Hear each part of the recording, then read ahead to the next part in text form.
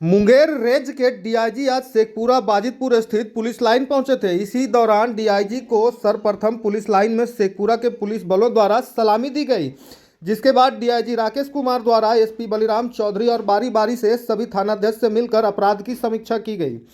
इस दौरान डीआईजी राकेश कुमार ने कहा है कि वर्तमान समय में डायल 112 की पुलिस मौजूदा समय में बेहतर काम कर रही है।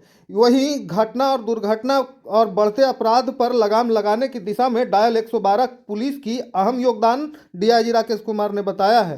गौरतलब हो कि जिले में डायल 112 की पुलिस द्वारा बेहतर काम लगातार किया जा रहा है। इसी की सराहना डीआईजी द्वारा की गई है। बहरहाल डीआईजी राकेश कुमार ने क्या कुछ कहा है, पहले आप वो सुनिए। नाम है सर बिहार में, तो पहला उनका है कि फ्रेंडली पब्लिक और पुलिस फ्रेंडली मजबूत होना चाहिए। इस दिशा में क्या पहल की जा रही है आपके रेंज में? निश्चित रूप से पहल की जा रही है और इसके लिए 3-4 बहुत खास चीज़ें हैं। सबसे पहले तो ये कि सारे ही कार्यालयों में एक समय निर्धारित किया गया है।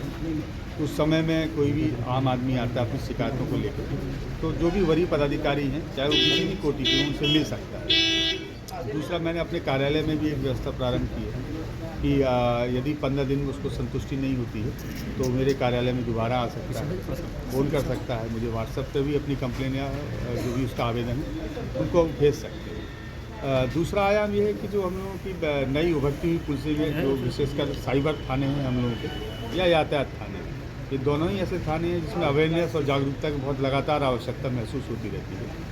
तो रेंज में जहाँ जहाँ भी हम लोग पे ट्रैफिक डीएसपी हैं या साइबर डीएसपी हैं, इनकी तरफ से बहुत सारे अवेयरनेस के प्रोग्राम चलाए जा रहे हैं, स्कूल कॉलेजेस में चलाए जा रहे हैं, या जहाँ भी लोग इकट्ठा है उनको अवेयर किया जा रहा है कि कैसे साइबर फ्रॉड से बच सकते हैं, यातायात के नियमों के लिए जागरूक किया जा रहा है। इसके अलावा जो हम लोगों के वैसे इलाके हैं जो नक्सल प्रभावित थे, जो प्रायः बहुत कम बचे हैं, लेकिन वहाँ पर भी समय समय पर कम्युनिटी पुलिसिंग के कार्यक्रम होते रहे। तो ऐसे बहुत सारे आयाम हैं पुलिसिंग के जो लगातार पुलिस प्रयास करती है कि आम पब्लिक से लगातार हम लोग जुड़ें, उनकी समस्याओं को समझें और उनके बीच में रहकर उनकी समस्याओं का समाधान। स्पीडी ट्रायल को और मजबूती देने के लिए वो निश्चित रूप से तो ये तो पुलिस का कोर वर्क है, इन्वेस्टिगेशन और इन्वेस्टिगेशन के बाद में लोगों को सज़ा दिलाना, ये पुलिसिंग का कोर कार्य है और इसमें पहले भी फोकस रहा है और अभी जो डीजीपी साहब है इनका और विशेष ध्यान है, तो हम लोग इस पर और ज़्यादा मेहनत करें। संसाधन का घोर अभाव देखा जा रहा है सर, खासकर पुलिसकर्मियों रहने सहने सब इस तरह की व्यवस्था। संसाधनों में पहले की तुलना में तो काफ़ी अच्छी प्रगति हुई है। जैसे कि आजकल आप प्रत्येक थाने में 2 वाहन देख रहे हैं। इसके अलावा आर्म्स एम्युनिशन की लगातार हम लोगों की परचेजिंग हो रही है। बहुत बड़े स्तर पे भर्तियां भी हो रही हैं, चाहे वो पुलिस पदाधिकारी हो या पुलिसकर्मी की हो। लेकिन निश्चित रूप से जो हम लोगों की जो एफआईआर की संख्या है वो भी लगातार बढ़ रही है, तो उसकी तुलना में हम लोगों को और अपने संसाधनों को बढ़ाना है। जैसे कि आप लोग देख रहे होंगे हर ज़िले में यातायात थाना हो गया है, हर ज़िले में साइबर थाना भी हो गया है, तो संसाधन बहुत बड़े हैं, लेकिन समय के अनुरूप हम लोग और कोशिश कर रहे हैं कि इसको और इम्प्रूव करें। 112 का काफ़ी अचीवमेंट रहा है, हो भी रहा है। खासकर आपके एरिया में बहुत सारे नक्सल एरिया, क्या वहाँ प्रभावित हो रहा है क्या इस तरह के? अभी तो मैं चूँकि मुझे 4-5 दिन ही हुआ है और जमुई में जाऊँगा सीधी 1 से 2 दिन के अंदर, बाकी 3 जिलों में ज़रूर मैंने इसका रिव्यू किया है।